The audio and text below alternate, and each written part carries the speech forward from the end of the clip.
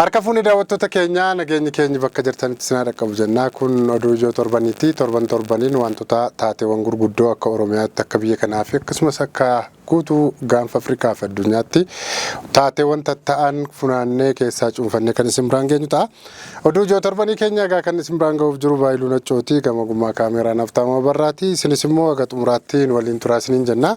Torban kana keessa oduu ijoo jennee kan isin biraan geenyu keessaa inni jalqabaa dhaabbileen siyaasaa Oromoo adda bilisummaa Oromoo fi KFO'n xalayaa torban darbe kana keessa mootummaa naannoo Oromiyaa yookaan pirezidaantii Oromiyaa Obbo Shimallis Abdiisaa barreessaniin haala amma biyyi keenya keessa jirtu biyya Oromiyaa akkasumas haalli nageenyaa gaaga'ama namoomaa Oromiyaa keessatti mudate keessumaa dhiittaa mirga namaa jecha du'aa buqqaatii lammiilee Oromiyaa keessumaa immoo haleellaa qaamoleen adda addaa namoota meeshaa malee reeyyii irratti raawwatanii ilaalchisee caliin jennu jechuudhaan kana furmaatatti gochuudhaaf mootummaa waliinis mariin barbaachisa jechuudhaan dhaabbileen siyaasaa Oromoo lama adda bilisummaa Oromoo fi Koongireensiin Federaalaa Oromoo torban kana keessa xalayaa waloon baasaniin gaafataniiru. Kun egaa miidiyaa hawaasaa irra deddeebi'aa ture.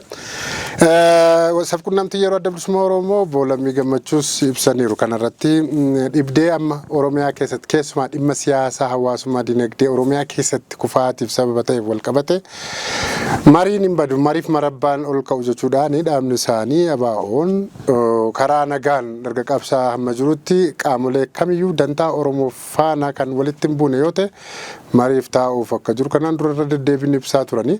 Ammas immoo mari'achuun hin badu walirraa fagaannee ammas gaaga'amni dabalataa kan uumamneef deebi'amee ammas rakkoo siyaasaa Oromoo keessa jiru furuuf mariin barbaachisaadha. Kanaaf itti himannee xalayaatiin gaafanne jechuudhaan egaa himaniiru.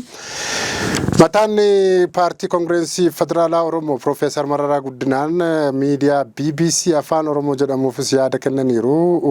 Yaada isaanii keessatti barbaachisummaa mariif maal akka ta'ee fi sababa isaan xalayaa kana mootummaa Oromiyaatti erganiif maal akka ta'e guutuutti ibsaniitu jiru. Isaa keessa rakkoo siyaasaa amma Oromoo waggoota torba keessa mudate kana keessa furmaata waan hin arganne ammas caalaatti gaaga'amni hamaan akka hin mudannee fi tarii walirraa fagaachuun keenya ittumaayyuu hammeessa yookaan immoo dhukkubbii siyaasaa biyyattii kana daran hammeessuu irraa kan hafe walirraa fagaachuun keenya faayidaa hin qabu. Kanaaf walitti deebinee dhimma Oromoo irratti mari'achuun barbaachisaadha jennee barbaachisummaa xalayaa sana barreessuu isaanii egaa torban kana keessa ibsaniiti jiru. Kun egaa oduu ijoo ta'ee miidiyaaleen hawaasaa adda addaa wal harkaa fuudhanii kanneen facaasaa turan keessaa egaa nutis kanneen gabaasaa ture keessaa isa tokkodha. Daawwattoota keenya dhimma boordii filannoo biyyaalessaatti deemna.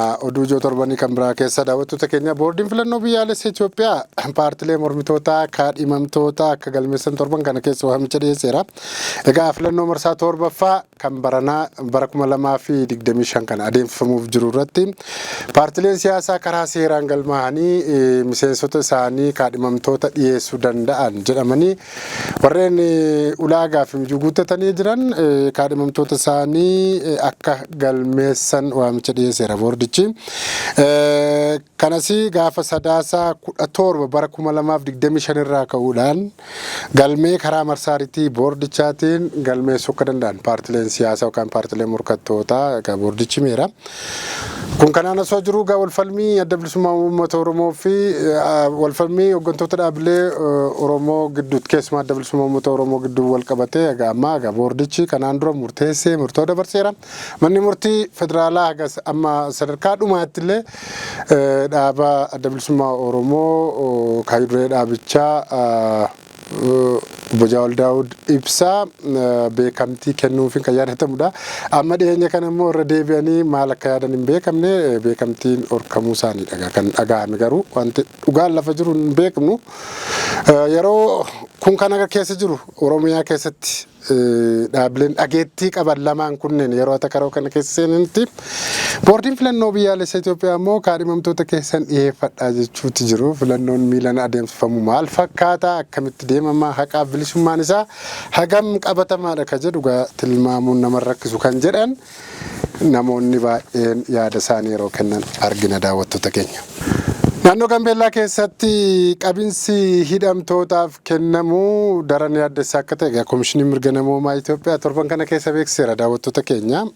Keessumaa baajanni nyaataa hidhamaaf ramadame guyyaatti qarshii 75 ta'uun isaa immoo daran akka malee nama yaaddessa. Hanqinni nyaataa mudachuudhaan kan ka'e qabinsi mirga namoomaa naannicha keessa dabalatee mana hidhaa adda addaa keessatti raawwatamu daran rakkoo hamaa fi dhiibbaa mirga namoomaaf saaxilamaa jiraachuu Komishinii Mirga Namoomaa Itoophiyaa himeeti jira.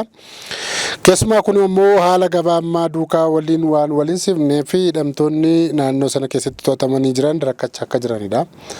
Ilmi namaa qarshii 75 guyyaatti argatee yeroo ammaa kana qaala'insa jireenyaa waliin wal simuu akka hin dandeenye irra deddeebiin dubbatameera. Kun ammoo komishinichi rakkoon akka jiru qaamoleen dhimmi ilaallatu furmaata waaraa akka itti kennudha kan inni kaa'e. Kun oduu ijoo torbaniiti. Oduu ijoo torbanii kan biraan miidiyaa hawaasaa fi akkasumas dhaabbilee adda addaa irratti yaaddoo guddaa akka ta'e vaayirasiin tatamsa'ee torban darbe keessa Itoophiyaa keessa seene inumaayyuu kibba Itoophiyaatti lubbuu nama 3 ka galaafate ammas daran babal'atee akka jiruu fi namoonni illee of eeggannoo gochuu akka qaban ministeerri fayyaa himeera. Lubbuun namaallee akka bahee ministeerri fayyaa Itoophiyaa ibsa kenneera. Egaa vaayirasii hamaan kuni kutaalee biyyattii adda addaa keessatti daran akka hin babal'annee fi sirna ittisaa fi to'annoo cimsaan jira jedha. Garuu vaayirasichi darbee naannolee bakkoota godinoota babal'aangeessanitti cicciruudhaan haga dhiibbaa qaqqabsiisuu fi babal'atee uummata hubaa akka jirudha kan dhaga'ame. Inumaayyuu torban kana keessa sadaasuma gaafa 17 bara 2025 asii kaasee namni 3 ol du'uu ogeessota fayyaa dabalatee akkasumas namoonni hedduun shakkamanii to'annoo laaboraatoorii irratti qorannoon taasifamaa fi akka ture ministeerri fayyaa Itoophiyaa beeksiseera. Vaayirasiin kun hamaadha. Vaayirasiin kun saffisaan tatamsa'a. Vaayirasichi erga nama qabeellee dafee fayyuun isaa yeroo akka itti fudhatu namni vaayirasichaan qabame jechuudha. Kanaaf dursa of eeggannoo fi akkaataa vaayirasichi dhufuu hin dandeenyeen adeemsa yaadannoo fi beeksisa ministeerri fayyaa Itoophiyaa baasu hordofuudhaan akka ta'edha kan kaa'ame. Mataan ministeera fayyaa Itoophiyaa Dr. Maqdas Dhaabaa torban kana keessa ibsa miidiyaaleef kennaniiru. Ibsa isaanii keessatti vaayirasichi garmalee tatamsa'uu akka danda'u of eeggannoo cimaan akka barbaachisu akkasumas barumsa ogeessonni fayyaa laatan uummanni hordofee akka ittiin of eeguu fi hubannoo qabaachuu akka qabu hubannoon kennamuu akka qabudha kan isaan kaasani. Egaa namoonni baay'een shakkamanii qorannoof taasifamaa jiru. Bakka tursiisa yaalii qorannoof illee qophaa'ee hojiin hojjetamaa jira. Kanarra darbee immoo akkaataatti kutaalee biyyattii adda addaa keessatti hin babal'annetti to'annoo fi ittisni adda addaa maloonni adda addaa taasifamaa akka jiruu fi namoota dhibee kanaan qabamanii yookaan shakkamanii qabamaniif immoo deeggarsi yaalaa fayyaa taasifamaa akka jiru ministeerri fayyaa Itoophiyaa beeksiseeti jira. Ambiraani daawwattoota keenya torban kana keessa mormiin barattootaa ka'eera. Kutaalee biyyattii adda addaa keessumaa dhaabbilee barnoota olaanoo adda addaa keessatti mormiin barattootaa mootummaa Itoophiyaa irratti ka'eera. Keessumaa immoo ministeera barnootaa irratti ka'eera. Ministeerri barnootaa imaammata haaraa kan durii malee barattoonni baratanii waggaa 3ffaa isaaniitti tajaajila lammummaa biyyaa kennuu qabu ka jedhu imaammata haaraa ifoomseen barattoonni kana mormuudhaan hiriira nagaa bahaniiru. Keessumaa yuunivarsiitiiwwan adda addaa keessatti hiriira dhaadannoo adda addaa dhageessisuudhaan kan isaan bahani. Dhaadannoo isaanii kana keessaa immoo ogaa mootummaan Itoophiyaa barattoota humnaan fedhiif filannoo isaanii malee murtee mataasaa dabarsuudhaan barattoota irratti dhiibbaa geessisaa akka jiru. Bulchiinsi mootummaa Dr. Abiy Ahmed mirga barattootaa kabajaa akka hin jirre rakkoon nageenyaa daranuu biyyattii mudate irratti amammoo tarkaanfii ministeerri fayyaa Itoophiyaa baase kuni hammaataa dhufuudhaan yaaddoo nutti ta'eera jechuudhaan barattoonni mooraa yuunivarsiitiiwwan adda addaa jiran dhaadannoon adda addaa dhageessaatii turaniiru. Torban kana keessa itti fufeeti jira. Oduu ammuma daawwachaa jirruun daawwattoota keenya ammuma kan isin gabaasaa jirru kana keessatti illee gara yuunivarsiitii Direedawaa fi Madda Walaabuu keessatti barattoonni mormii kaasanii dhaadannoo adda addaa dhageessaa akka jiran dhagaa odeessi kan nu dhaqqabe. Oduma wal fakkaatu ministeerri barnoota Itoophiyaa barattoonni faaya nam-tolchee keessumaa barattoonni dubartootaa faaya nam-tolchee kamiyyuu godhatanii mooraa barnootaa akka hin seenneef qajeelfama baaseera. Egaa ministeerri barnoota Itoophiyaa gocha safuu biyyattii cabsan kan jedhe irratti wantoota adda addaa miidhaginaaf kan oolu keessumaa dubartoonni faaya adda addaa kan akka qeensaa, chaappistiikii yookaan immoo dibata hidhii kan fuulaa funyaan urachuu kana akkasumas gurra isaanii uratanii meeshaalee faaya morma irratti kakkaawwatan waan kana kaawwatanii mana barumsaa seenuun orkaadha jedheera. Keessumaa immoo dhaabbilee barnoota olaanoo keessatti kabaja guyyaa ayyaana adda addaa jechuudhaan safuu fi aadaa duudhaa hawaasichaa warreen miidhuu danda'an fi baratamaa kan hin taane warreen kabajan dhaabbachuu akka qabu kabajuun akka hin dandeenye. Inumaayyuu fakkeenyaaf gochaalee duudhaa aadaa biyyatti kan ibsine jedhe keessa kan akka kabaja ayyaana Crazy Day, Color Day, Baby Day, Fruit Day, Tomato Day, Valentine Day, April the Fool Day, Pajama Day fi kanneen kana fakkaatan kabajachuun sirrii akka hin taanee fi dhorkaa akka ta'e dhagaa ministeerri barnoota Itoophiyaa torban kana keessa kan inni kaa'e. Magaalaa Finfinnee keessatti kana booda buddeen dukkaana keessatti buddeen gogaan dukkaana keessatti gurguramuu akka hin dandeenye abbaan taayitaa kabachiisa dambiiwwanii magaalaa Finfinnee torban kana keessa beeksiseera daawwattoota keenya. Buddeen shaqaxii yookaan ammoo buufata dukkaanaa bakka suuqii jedhamee buufanni meeshaaleen adda addaatti gurguramutti buddeen gogaan gurguramuu akka hin dandeenye. Keessumaa daabboos ta'e buddeenni wanneen meeshaa waan nyaataaf oolan kuni manuma daabboo fi mana buddeenaa of danda'etti gurguramuu akka danda'anidha. Abbaan taayitaa kabachiisa dambiiwwanii magaalaa Finfinnee kan inni kaase. Kuni maaliif akka ta'e dhibeen adda addaa hawaasa magaalichaa daramiidha akka jiru. Keessumaa immoo buddeen gogaa bakka keemikaalonni adda addaa kanneen akka saamunaa, kanneen akka daakuuwwan adda addaa, kanneen akka keemikaalonni garaagaraa isuma qabanii isa namaaf laachuun isa qabatanii buddeena sana qabanii harkaan qabanii immoo namatti gurguruun fayyaa uummataaf balaa ta'eera. Kana dhorkuuf akka ta'e dhagaa kanaan kan inni kaase.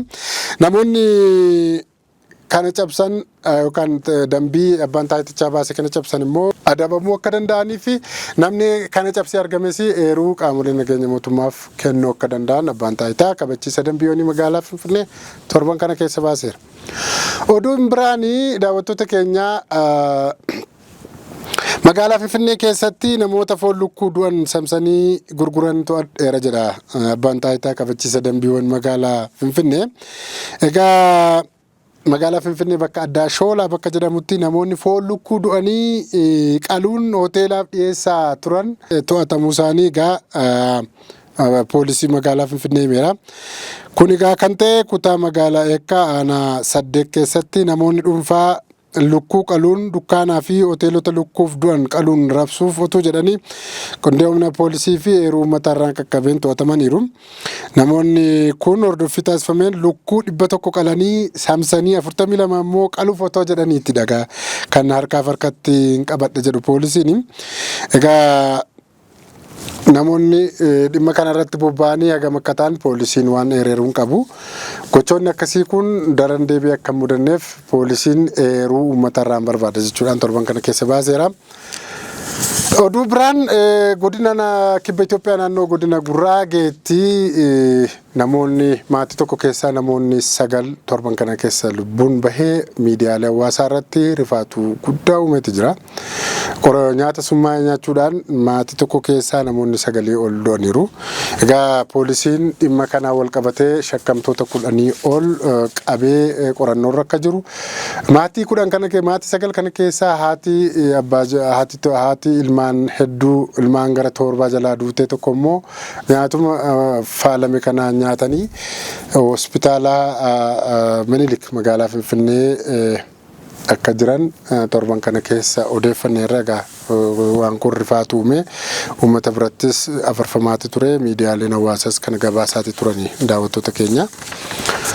Inni biraanii hayyuu siyaasaa fi qorataa seenaa Oromoo kataan Profeesar Muhammad Hassanii fi beekamtiin kennamuuf akka jiru torban kana keessa dhaga'ameera.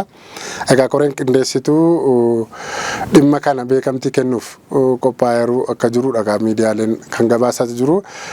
Jiranii Profeesar Muhammad Hassanii qabsoo Oromoo keessatti akkasumas seenaa Oromoo addunyaa barsiisuu keessatti maalummaa qabsoo Oromoo uummanni Oromoo maal akka warra adii illee barsiisuu keessatti nama shoora olaanaa taphatedha.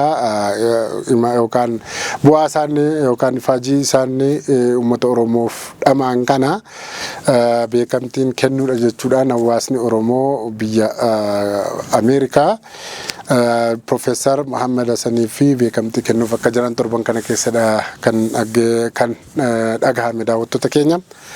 Walumaa galatti oduu ijoo torbanii jennee kan isin biraan gahaa turre kana fakkaata ture waan nu daawwattaniif hedduu galatoomaa horaa bulaa.